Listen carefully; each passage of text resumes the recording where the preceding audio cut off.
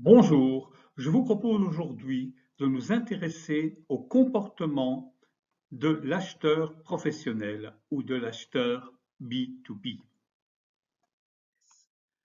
Dans l'agenda suivant, nous allons d'abord parcourir le cadre général de l'achat business to business, la décision d'achat en B2B, le processus d'achat B2B, les stratégies des fournisseurs et des acheteurs en B2B, le processus d'achat B2B.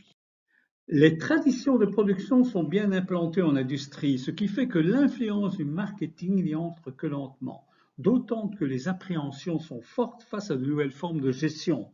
De plus, les urgences d'action y sont souvent moins astreignantes qu'en B2C. Cependant, poussés par une évolution technologique rapide et par la relative stagnation des marchés, les services commerciaux des entreprises entraînent toute la direction à se poser les questions clés impliquant la situation actuelle des entreprises et leur continuité dans le temps. Cette évolution vers le marketing s'est vraiment révélée en trois étapes. Il y a d'abord eu une forte concentration de l'attention des responsables sur les besoins actuels et futurs. On va rechercher différentes formes d'études du marché, l'adéquation des produits à la demande. Ensuite, dans une deuxième étape, dans un deuxième stade, l'entreprise étudie de plus en plus en profondeur le rôle de l'acheteur et des décideurs afin de diriger mieux l'effort sur la vente et formuler les arguments techniques et commerciaux nécessaires. Et dans une troisième étape, on conduit son observation vers le processus d'achat qui met en relief l'interdépendance des fonctions, comme nous le verrons un peu plus tard, et les services incriminés. Tenant compte de ces possibilités différentes dues à la diversité des marchés concernés, l'entreprise va mettre en évidence la situation du comportement d'achat en milieu industriel, de manière à pouvoir l'utiliser comme base fondamentale de l'approche de la vente. L'entreprise est en principe considérée comme un modèle de raisonnement rationnel où les décisions subjectives doivent faire place à des raisonnements objectifs, des exigences techniques et des choix logiques. Ce point de vue se résume en quelques données fondamentales. Tout d'abord, l'achat rationnel. Les décisions d'achat sont généralement plus rationnelles et aussi plus collégiales que dans le cas de biens de grande consommation. Des critères de coût, la rentabilité, la commodité d'emploi, les conditions de paiement, les services additionnels sont pris en compte et mis en parallèle dans les offres reçues. Il faut cependant noter que bien que rationnelle, la décision reste prise par des individus qui, à ce titre, sont influençables par des techniques de promotion, par des contacts personnels. Les acheteurs sont bien sûr des professionnels, généralement bien avertis, et dont la responsabilité et la réussite dans l'acte d'achat peut signifier un succès ou un handicap dans le développement futur de leur carrière. Il n'en reste pas moins qu'ils engagent les fonds d'autrui et non leurs revenus propres. Deuxième donnée fondamentale, la fréquence d'achat versus le coût des produits. Il est évident que la décision d'achat sera d'autant plus importante s'il s'agit d'un investissement global important ou d'une décision rare que s'il s'agit d'un achat répété d'une commodité comme du carburant, une matière première. Les séquences de négociation sont importantes, ces différentes séquences opérationnelles et ont des longueurs différentes. Par exemple, on utilisera des cahiers de charges minutieux, des devis préalables, des essais. Tandis que dans des marchés répétitifs, on sera plutôt intéressé par des notions de normalisation, de contrôle, de tolérance de qualité. Troisième élément important, l'éloignement de l'utilisateur proprement dit. La forme de distribution à l'industrie peuvent être fortement indirectes, de sorte que le producteur final est fortement éloigné du consommateur final. Et donc anticiper la demande signifie en outre que les firmes se doivent de prendre certaines décisions en vue de connaître plus en détail ce qui se passe au bout de la chaîne, ce qui en soi n'est pas des plus simples. Dernière donnée fondamentale de l'achat B2B, c'est le nombre de réduits de clients. En fait, généralement, on se situe dans une loi de Pareto, la fameuse loi des 80-20. Ça signifie que 20% de l'effort consenti, 20% du temps de vente va toucher 80% des clients. Et 80% du temps restant va toucher 20% des clients. Deuxième élément très important, on se trouve face à une tendance oligopsolistique, voire monopsolistique, c'est-à-dire peu de clients, voire un seul client. Alors c'est d'autant plus important que cette tendance s'amplifie par la complexité grandissante des marchés. Ainsi, on peut avoir une complexité de type horizontal. Les produits fabriqués sont utilisés à une multitude d'applications différentes qui toutes imposent des critères additionnels ou encore une complexité verticale qui s'explique par une demande pour un produit de base qui est dérivée de celle pour les produits finaux, utilisés non seulement en industrie, mais aussi en consommation courante.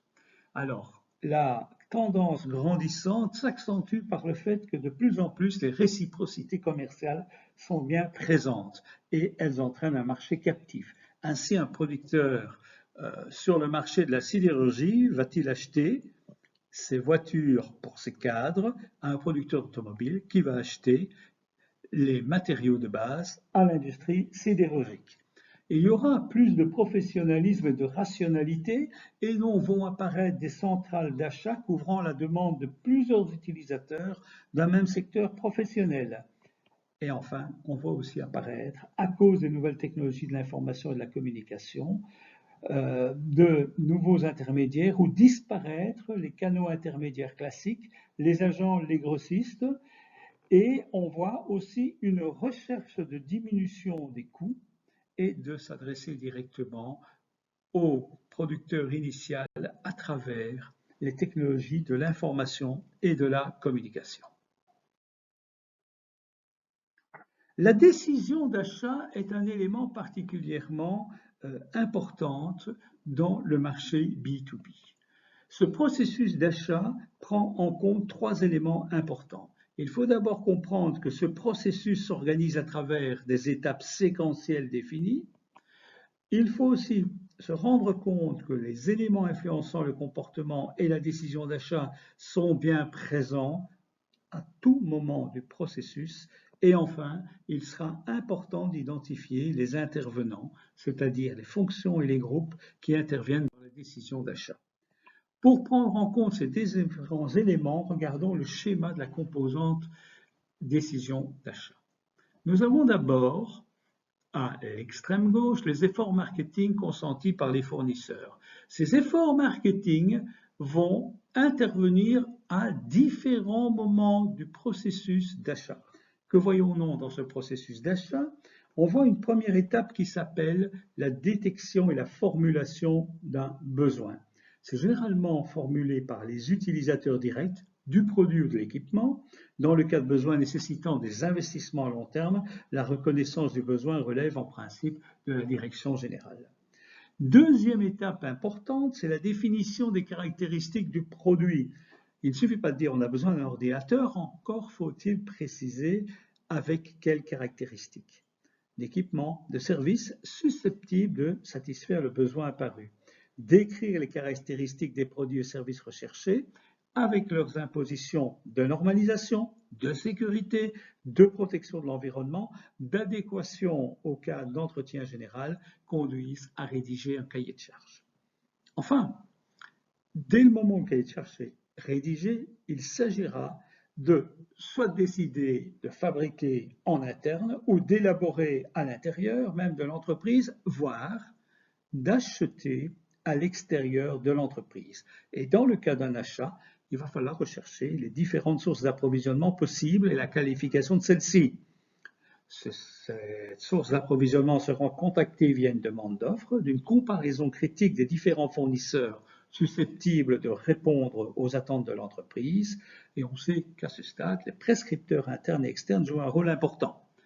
Étape suivante, on va comparer, on va examiner les différentes offres reçues et on va commencer les négociations préliminaires avec les fournisseurs dont les propositions ont été retenues dans un premier temps. Finalement, cela va se conclure par le choix d'un fournisseur et la mise au point d'un système de commande continu, notamment pour les achats répétés. Quels sont donc les facteurs d'influence qui peuvent intervenir?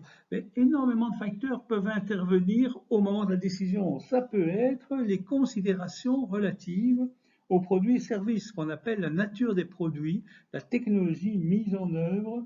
Un point primordial sera par exemple l'impact financier de l'achat sur le budget annuel, Un autre facteur, c'est l'importance dans le processus de production. Ainsi, une matière première sera évaluée tant au niveau de son coût et donc de son prix que sous l'angle de la sécurité, de la continuité des approvisionnements. Finalement, d'autres facteurs, comme les facteurs d'encombrement, de complexité de technologie, vont intervenir. Mais en dehors de la nature des produits, interviennent aussi les facteurs psychologiques et sociaux. D'abord, l'acheteur industriel n'est pas toujours aussi rationnel. Ensuite, à cela se superpose dans le choix des fournisseurs d'autres fonctions de l'entreprise dans la cascade de prescription. Ce n'est pas uniquement l'acheteur qui décide, il y a la direction générale, il y a l'utilisateur, on verra tout ça dans quelques instants. La relative nouveauté de l'achat va influencer les résultats s'il s'agit d'un achat d'un produit nouveau, surtout si c'est un premier achat, ou un réapprovisionnement routinier ou répétitif, ou un réapprovisionnement avec modification. Ensuite, la nature même de l'organisation de l'entreprise ou les raisons d'achat peuvent influencer les différents résultats. Et puis, il y a les intervenants.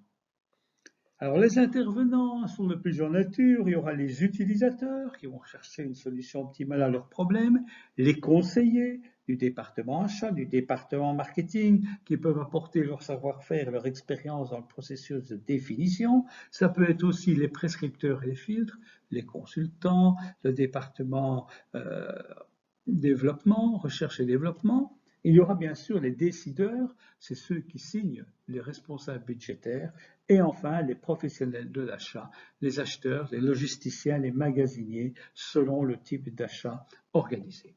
Tout cela va conduire à l'utilisation de produits et services cette utilisation va conduire à l'évaluation des performances, des modalités logistiques qui elles-mêmes vont influencer à nouveau, comme l'effort marketing des fournisseurs, la séquence d'achat. Retenons la spécificité de l'achat B2B. Il n'y a pas un décideur, les phases sont bien structurées, mais les facteurs d'influence sont relativement nombreux.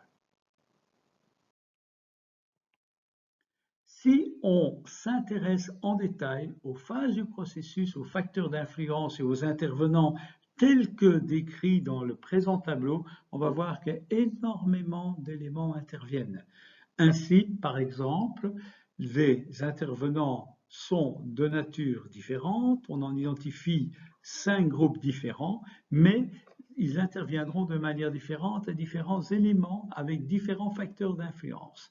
Alors dans les facteurs d'influence, j'ai déjà parlé de la nature des produits, de la technologie, des facteurs psychologiques et sociaux, de la fait qu'un achat soit nouveau ou répété, mais par exemple, les raisons d'achat peuvent être relativement importantes.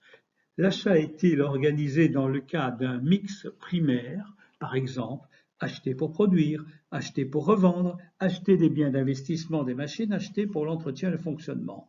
Et ces types de situations entraînent des pressions différentes au niveau interne et externe de l'entreprise et peuvent conduire à des décisions d'achat différentes. Par contre, pour le mix secondaire, c'est plus le degré d'importance de l'achat qui va déterminer. Par exemple, on va retrouver l'achat des pièces détachées, les boulons, les moteurs électriques, les matériaux, par tôle, les sous-ensembles en termes de programmation, unités hydrauliques ou les biens de consommation lubrifiants et décapants. Dans certains cas, certaines caractéristiques demandées aux offrants sont dictées non pas par l'entreprise elle-même, mais par les actuels fournisseurs de certaines composantes primaires. Par exemple, pour un système hydraulique Y, il faudra utiliser telle huile ou tel fluide X. L'organisation de l'entreprise est aussi un élément important. En fait, on va retrouver parmi ces facteurs le niveau du degré d'intégration d'indépendance, la situation géographique. Par exemple, le fait de s'adresser à un indépendant, à une très petite entreprise, à une PME, à la filiale d'une multinationale ou à des sous-traitants, l'information obtenue sera différente, la décision d'achat sera différente. La modalité d'audit et des contrôles des budgets de dépenses, les politiques et procédures internes dans le cas d'un marché public, différents contrôles seront organisés.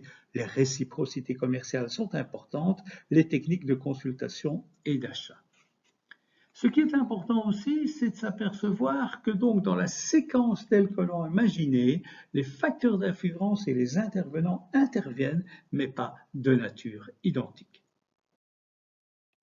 Quand on regarde les phases du processus d'achat en fonction des situations d'achat, on s'aperçoit que la décision d'achat est différente selon le type d'achat. Un nouvel achat, un achat répété avec ou sans modification. Prenons le cas d'un nouvel achat. Dans ce cas-là, le processus d'achat, les séquences opérationnelles commencent tout au début. Détecter et formuler un besoin, définir les caractéristiques, recherche critique des fournisseurs, et ensuite examen des offres et négociations, choix du fournisseur et éventuellement, dans le futur, l'évaluation des performances antérieures. Par contre, quand il s'agit d'un achat répété sans modification, on commence directement tout au bout du processus d'achat, on évalue les performances antérieures et si tout se passe bien, on fait simplement un réachat. Quand il s'agit d'un achat répété avec modification, on va commencer à la recherche critique des fournisseurs. Cette recherche critique des fournisseurs va conduire à un examen des offres, choix des fournisseurs et enfin évaluation des performances futures puisque le produit aura été acheté avec des modifications. Mais le processus d'achat est aussi déterminé par les acteurs qui le composent.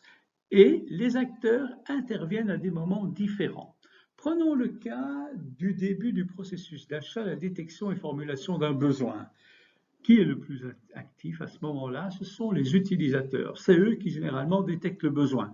Attention, quand il s'agit d'un besoin fondamental, on pourrait avoir l'intervention du comité de direction ou des conseillers. Par contre, dans la définition des caractéristiques du produit, vont intervenir certes les utilisateurs, les conseillers aussi, mais souvent aussi des prescripteurs dont le rôle est de mettre à disposition des acheteurs la compétence technique dont ils disposent. Imaginez que vous vouliez réaliser une étude de marché sur l'ensemble des pays européens et que vous avez besoin de faire appel à des sociétés d'études différentes, dans des langues différentes. Il est très rare que vous fassiez appel à une société qui dispose des compétences pour tous les pays. Et donc, vous allez, dans un premier temps, faire appel peut-être à un consultant, peut-être à un prescripteur, sans doute à un conseiller qui va vous aider à découvrir quelles sont les caractéristiques de la demande que vous déformulez, comment vous allez retrouver ces fournisseurs. À l'étape de recherche critique des fournisseurs, les acheteurs qui ont une compétence en négociation jouent un rôle prépondérant. Pour l'examen des offres, bien sûr, les acheteurs seront présents et quand il s'agit de sélectionner l'offre, voire de signer le contrat, les décideurs seront bien présents. Les utilisateurs, les conseillers prescripteurs jouent un rôle moindre. Dans le choix des fournisseurs vont se retrouver les conseillers, les décideurs, surtout les décideurs. N'oublions pas que ce sont eux qui signent le bon de commande, et les acheteurs, suivant le type de produit évidemment. Enfin, au niveau de l'évaluation des performances antérieures, les utilisateurs jouent un rôle prépondérant et les acheteurs peuvent aussi appuyer les réflexions faites dans ce secteur, dans ce domaine. La question se pose alors de quelle stratégie le fournisseur doit adopter pour convaincre l'acheteur que ses produits sont de qualité. En fait, le fournisseur peut se distinguer sous deux angles. S'agit-il du fournisseur habituel, celui avec qui l'entreprise travaille, ou s'agit-il d'un fournisseur potentiel? Dans le cas d'un fournisseur habituel, et lui a intérêt à inciter au réapprovisionnement automatique à l'identique, c'est-à-dire dans le cas d'un achat répété sans modification. Il va mettre en place une série de stratégies pour que le réapprovisionnement se fasse de manière identique. Par exemple, une fourniture de consommables, etc., automatiquement livrée tous les mois à un nombre prévu, etc. Il peut aussi chercher à accroître sa part de marché en proposant des services complémentaires ou en proposant une utilisation plus importante du service. Quand il s'agit d'un achat répété avec modification, au contraire, il va proposer de passer d'un achat épisodique à un achat habituel. L'idée, c'est d'augmenter sa part de marché en largeur. Pour un fournisseur potentiel, il faudra agir différemment. Soit convaincre le client de se réapprovisionner chez lui, donc là où il n'y avait pas encore d'approvisionnement, et donc de tester, soit conforter le client dans sa recherche de réapprovisionnement modifié et d'essayer de s'intégrer dans le nombre de fournisseurs habituels. Le tableau suivant permet de prendre conscience de la stratégie que l'acheteur peut développer. Alors c'est simple, là où la firme acheteuse joue un rôle prédominant et où la puissance des fournisseurs est soit faible ou moyenne, une stratégie d'achat relativement agressive peut être adoptée, de sorte qu'on va exploiter contractuellement sa position dominante dans les négociations. Le client impose ses désirs, ses lois, ses modalités, tout en maintenant des relations honnêtes, garantissant les fournitures à long terme. Là où la firme acheteuse se voit au second plan du fait que les atouts sont dans le camp du fournisseur, unicité des produits, spécificité des services, la stratégie de recherche de nouvelles sources ou d'alternatives s'impose, cherchant à diversifier les fournitures. Cette stratégie défensive peut même déterminer la décision de fabriquer soi-même ou d'acquérir l'un ou l'autre fournisseur par intégration verticale en amont. Enfin, pour les situations intermédiaires, où aucun des partenaires n'a réellement de position dominante, une stratégie trop agressive ou défensive peut dommager les relations avec les fournisseurs potentiels et actuels, et la solution est de ménager la chèvre et le chou et de rester en position de balance. Le positionnement d'un acheteur entraîne des actions différentes dont les options sont traduites en objectifs et plans de contingence appropriés et reprises dans le tableau présenté. En fonction de sa capacité à exploiter les opportunités, à se trouver dans une situation où il est en phase d'équilibre avec son fournisseur ou une situation où il est incité à diversifier, il va pouvoir jouer sur différents paramètres. Les paramètres peuvent être le volume, le prix, le contrat, que faire avec le nouvel entrant, les stocks, la production propre, le produit substitutif, le développement et la logistique. Le tableau reprend les différentes possibilités. Par exemple, s'il est amené à se diversifier, il devra réfléchir à la concentration, à la centralisation et sans doute au niveau du prix, maintenir un profil bas et assurer par contrat que ce prix sera garanti, que la fourniture sera garantie. Il devra rechercher et encourager des nouveaux entrants. Il devra pouvoir gonfler les stocks pour pouvoir assurer une capacité de production. Il devra sans doute augmenter ou installer sa production propre dans une seconde phase.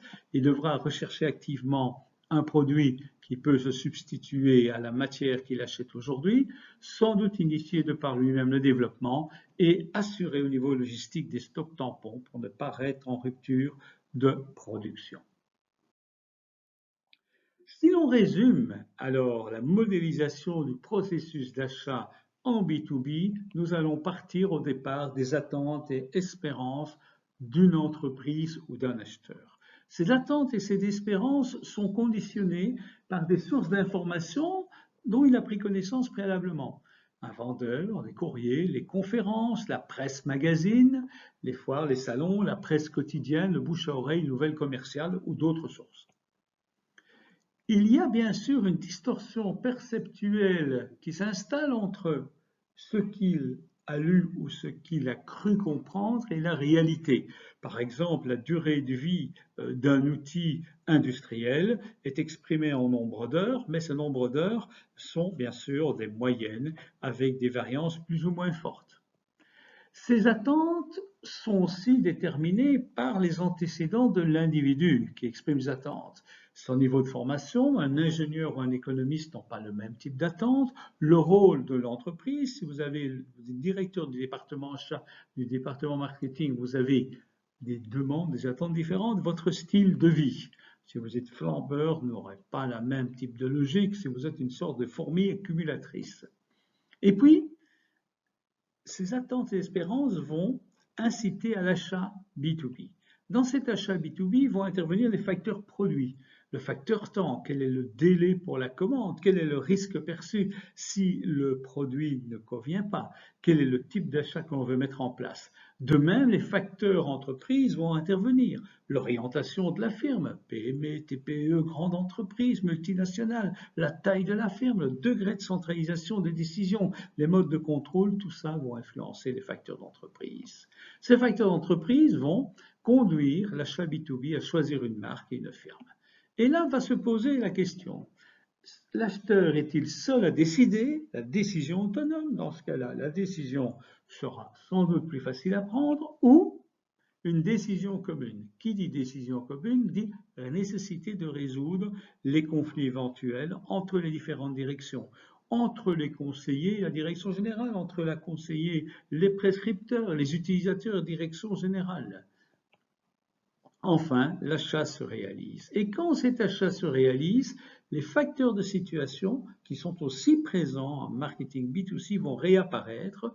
Quels sont les derniers éléments qui font que l'entreprise choisit telle firme plutôt que telle autre? Enfin, il ne faut pas oublier que cet achat peut être conditionné par une recherche active. Le consommateur de produits industriels peut, tout comme l'acheteur B2C, être conditionné à rechercher au préalable de l'information et donc de connaître déjà une série d'intentions, une série de volontés, de vouloir les exprimer par rapport aux fournisseurs B2B.